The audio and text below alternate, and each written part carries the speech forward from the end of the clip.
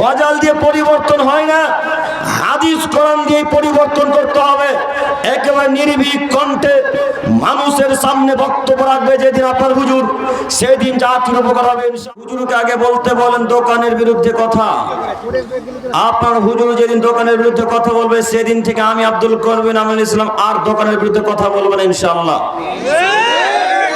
আপনার হুজুরকে আমি প্রতিদিন বলেছি, আপনার হুজুরকে আমি প্রায় দিনে জালসাতে বলেছি, হুজুর জাতির কোনোদিন যদি কিছু উপকার করতে চান তো গজলকে বন্ধ করেন। গজল বন্ধ করলে জাতির উপকার হবে ইনশাআল্লাহ, এটা আমরা আশাবাদী। একটা বক্তব্য, 1 ঘন্টার বক্তব্যতে যদি 25টা গজল, একটা হাদিস করে কখন বলবে বলেন?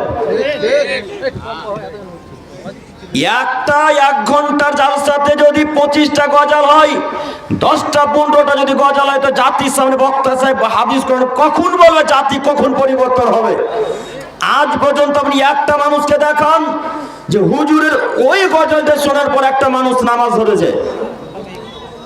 কেউ দেখাতে পারবেন? একটা গজলে প্রমাণ দেখা যে এই গজলটা শোনার পর ওই মুরব্বী সাহেব দাড়ি ছেড়েছে, একটা প্রমাণ দেখান। গজল দিয়ে জাতির কোনোদিন পরিবর্তন হয়নি, ইনশাআল্লাহ পরিবর্তন হবেও না। গজল দিয়ে পরিবর্তন হয় না, হাদিস কোরআন দিয়ে পরিবর্তন করতে হবে। একেবারে নির্ভীক কণ্ঠে মানুষের সামনে বক্তব্য রাখবে যেদিন আপনার হুজুর, সেদিন জাতির উপকার হবে ইনশাআল্লাহ।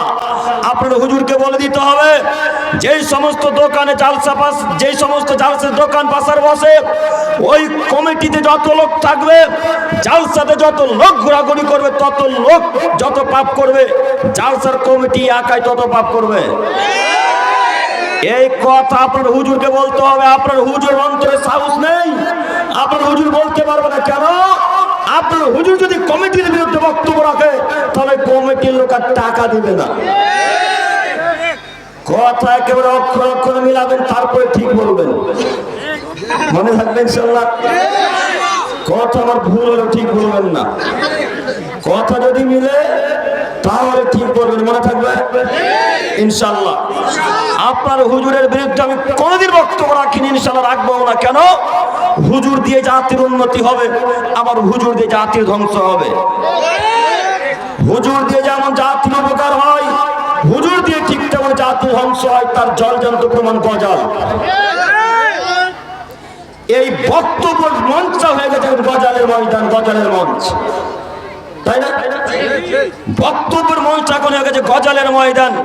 তাই তো মানুষ বক্তব্য দেওয়ার নামে গজল বলে আর সুর করে কেসা কাহিনীতে বক্তব্য চালায়, অথচ একটা হাদিস কোরআন নেই, একটা কোরআনের অর্থ নেই, যে কোরআনের অর্থ শুনে জাতি মুখস্থ রাখবে, একটা হাদিস বলে বাংলা অনুবাদটা মনে রাখবে, এরকম বক্তব্য আপনার হুজুরে নেই। তাই আপনার হুজুরকে প্রতিদিন বলি, যেখানে দেখা হয় যে হুজুর আপনি গজল বন্ধ করেন, তাহলে হয়তো ইনশাআল্লাহ জাতির উপকার হবে, আপনার উপকার হবে। যাই হোক, আমি বলতে চাইছিলাম দোকান আজকে নেই, তো আমি যে কত খুশি, আলহামদুলিল্লাহ, অত্যন্ত খুশি। আমি আর শাহিনুর ভাই একদিন আলোচনা করছিলাম যে আমরা যে এইভাবে দোকানের বিরুদ্ধে বক্তব্য রাখছি, মানুষ পরিবর্তন হবে কি? তো শাহিনুর ভাই বললেন হবে ইনশাআল্লাহ, দেখবেন হতে পারে। তার এটা একটা প্রমাণ। আর একটা ইটাহারে জালসায় গিয়েছিলাম, ওদের কোনো দোকানই বসেনি ইটাহারে। তো যাই হোক, ইনশাআল্লাহ মানুষ পরিবর্তন হয়েছে, বুঝতে শিখেছে, ইনশাআল্লাহ আরো পরিবর্তন হবে ইনশাআল্লাহ। ইনশাআল্লাহ আল্লাহ তুমি জালসার কমিটিদেরকে কবুল করে নাও, সকলে বলি আমিন। আল্লাহ তুমি যারা জালসা করলে তাদের এই নিয়াতকে কবুল করে নাও, সকলে বলি আমিন।